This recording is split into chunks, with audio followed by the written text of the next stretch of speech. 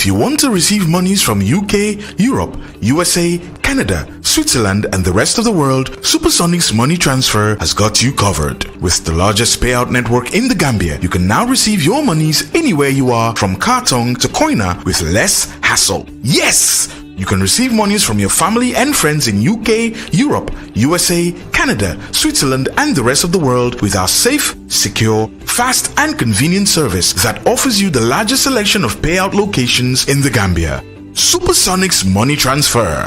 We are currently in 34 African countries and counting, giving you quality money remittance services that are second to none. Visit the Google Play Store or the Apple Store today to download the Supersonics Money Transfer app and enjoy excellent money transfer services only with Supersonics.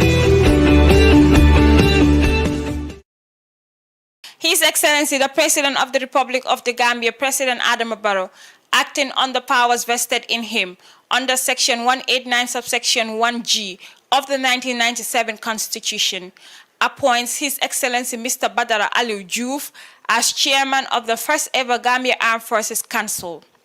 Honorable Serigne Modou Njie, Minister of Defense, member. Lieutenant General Yankuba A. Drame, Chief of Defense Staff, member. Major General Mamat O. Cham, Deputy Chief of Defense Staff, member. Brigadier General Turo Jawane, Commander of Republican Guards, member. Mrs. Rohi Bitey Dabo, Permanent Secretary, Ministry of Defense, member. And Lieutenant Colonel retired Abdoulaye Conte, civilian member of the Council. As required by law, the members of the Council took the prescribed oath of office, oath of allegiance, oath of due execution of office, and oath of secrecy. Speaking at the August gathering, His Excellency President Adama Barrow and Commander-in-Chief of the Armed Forces said the occasion marks another important step forward in the implementation process of the National Security Reform Program. The formation of this council is a constitutional requirement as outlined in the 1997 Constitution. It is a body created to serve as a structural layer with oversight functions to facilitate the achievement of our objectives and desire for a responsive, professional, efficient, and effective defense sector. It is a special sector exclusively dedicated to maintaining peace and stability in the country and safeguarding our sovereignty and territorial integrity. Of course, we acknowledge and appreciate their visibility in many other activities and programs of much importance. Barrow further adds that his government inherited security apparatus that needed comprehensive review and a major structural and operational reform. The selection exercise and constitutional framework were informed by the realization that my government inherited a security apparatus that needed comprehensive review and a major structural and operational reform.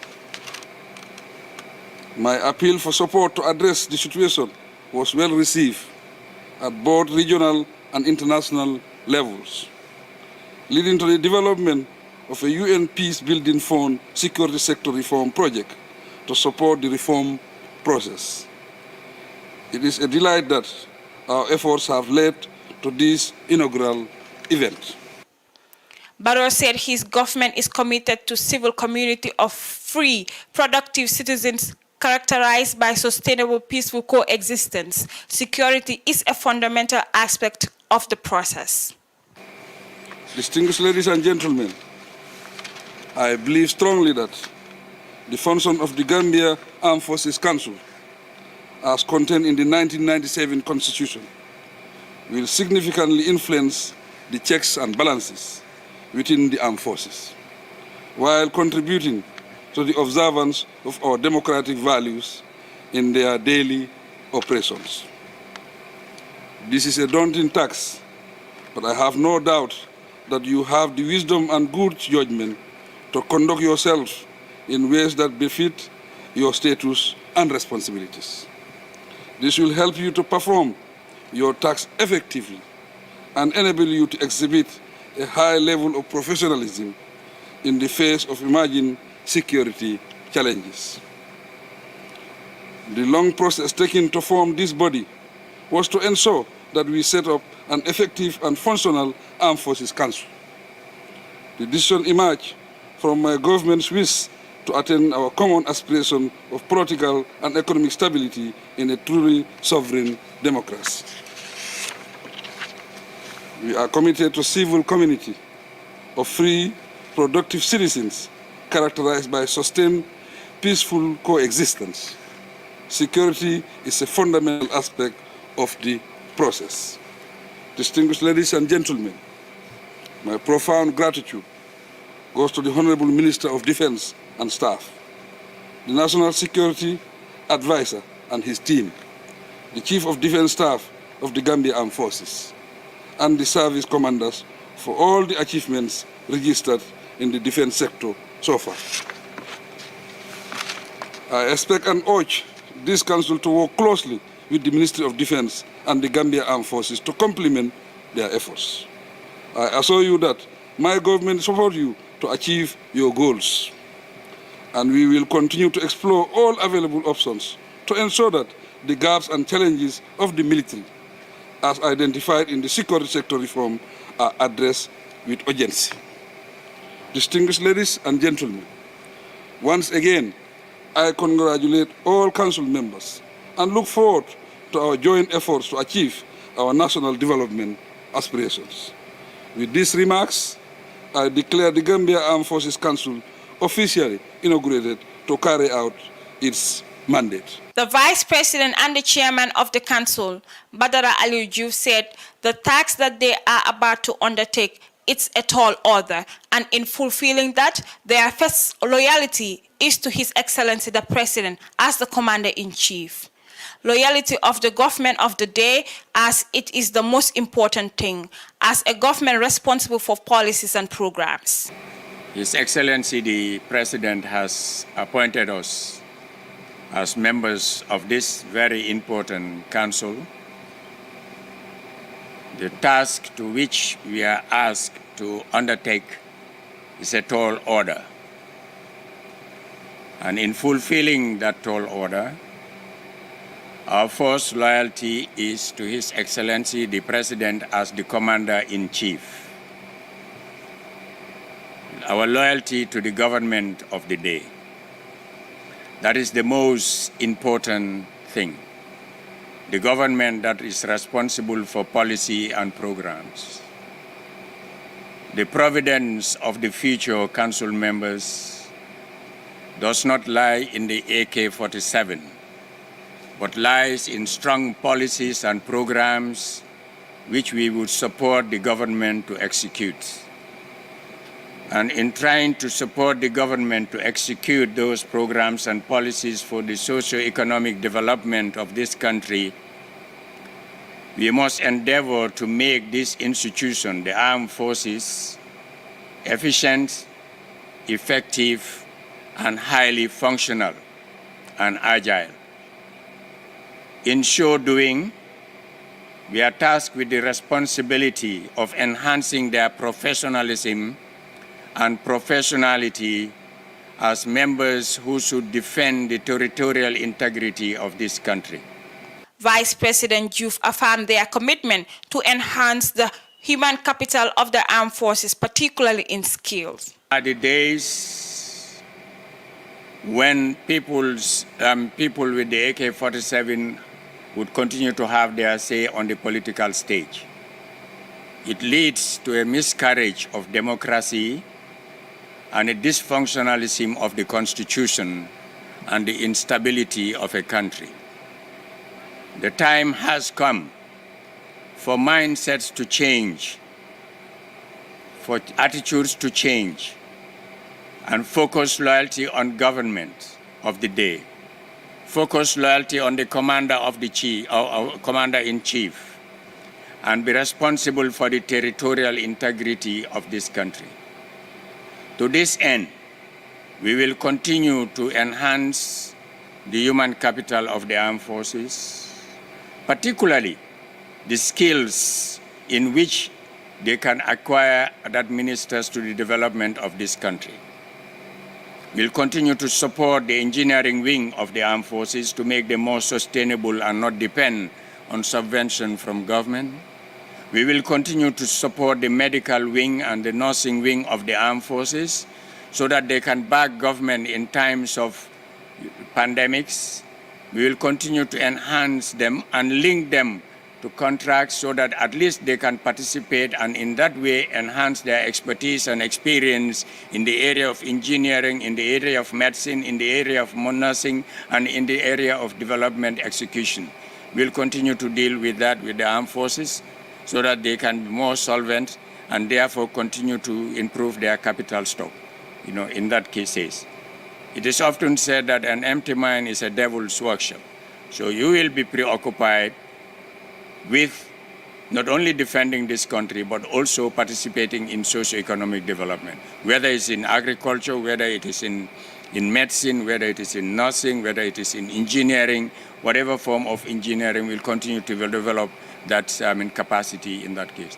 It behoves the council to do that on the mandate of the commander-in-chief. That is what he wants, a highly professional army whose professionality is extended to skill acquisition, whose professionality is extended to ministering to the socio-economic development of this country, and whose professionality is extended to maintaining peace and order and stability in this country. That is the mandate that the Commander-in-Chief has given us, and we should fulfill in that. That is something that we have a contract with the Commander-in-Chief, and I would like to promise the Commander-in-Chief that this council will work towards fulfilling that mandate. The Minister of Defense, Serigne Modou Njie, said the establishment of the Gambia Armed Forces Council is part of a border security sector reform framework intended to improve governance and oversight of the Gambia Armed Forces, adding that to improve governance and effective oversight over the armed forces will significantly promote effectiveness and efficiency in service delivery. Excellencies, distinguished guests, the establishment of the Armed Forces Council is part of a broader security sector reform framework intended to improve governance and oversight over the armed forces. Improved governance and effective oversight over the armed forces will significantly promote effectiveness and efficiency in service delivery, subject to the institution to democratic civilian control. Exactly the reason why the security sector reform process was rolled out by the government in 2017 under the wise and able leadership of His Excellency the President. The Defense Minister further outlined that if they are to achieve efficiency and effectiveness in the administration and operation of the Gambia Armed Forces, weak security sector governance and poor oversight, which possesses a significant threat to security sector governance, there should be a programmation of good and progressive policies are absolutely necessary. Weak security sector governance and poor oversight poses a significant threat to security sector governance.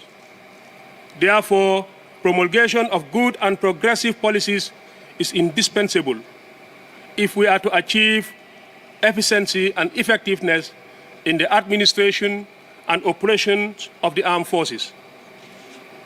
The Armed Forces Council will be required, among other things, to advise the President and Commander-in-Chief on matters relating to administration and operations of the armed forces.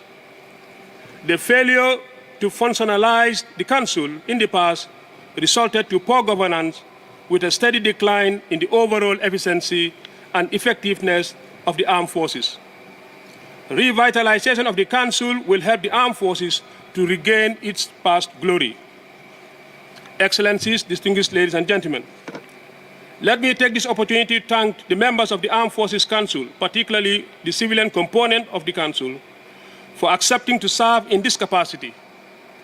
The task you have just assumed is not an easy one. I have no doubt that you will have all what it takes to deliver in this capacity. For the ex-officios members of the Council, we will count on your wealth and experience and professional background to improve the governance and administration of the armed forces. The armed forces is one of the most sensitive institutions in the country that deals with the defense of our sovereignty and territorial integrity.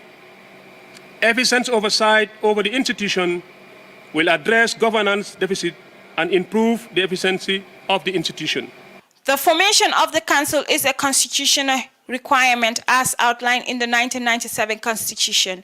It is a body created to serve as a structural layer with oversight functions to facilitate the achievement of the objectives and desire for response, professional, efficient, and effective defense. Aisha Tukoli, Gambian Talents TV News. If you want to receive monies from UK, Europe, USA, Canada, Switzerland, and the rest of the world, Supersonics Money Transfer has got you covered. With the largest payout network in the Gambia, you can now receive your monies anywhere you are, from Kartong to Koina, with less hassle. Yes! You can receive monies from your family and friends in UK, Europe, USA, Canada, Switzerland, and the rest of the world with our safe, secure, fast, and convenient service that offers you the largest selection of payout locations in the Gambia. Supersonics Money Transfer. We are currently in 34 African countries and counting, giving you quality money remittance services that are second to none. Visit the Google Play Store or the Apple Store today to download the Supersonics Money Transfer app and enjoy excellent money transfer services only with Supersonics.